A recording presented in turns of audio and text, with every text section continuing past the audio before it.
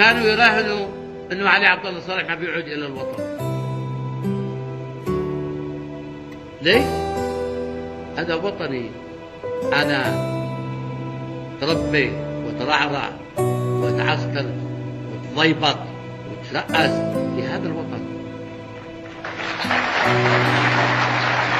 وأكلت من خيرات هذا الوطن، وتثقفت من ثقافة هذا الوطن، وفهمت ماذا يريد الوطن، رغم بعض دراساتهم لن يفهموا ولن يفقهوا من خلال دراساتي كانت متواضعة، ولكني تثقفت وترعرعت وتعلمت وفهمت وساير وسمعت من كل القيادات الوطنية السياسية اقتصاديا وقانونيا وثقافيا وعلى كل المستويات، وتربيت خلال 33 سنة.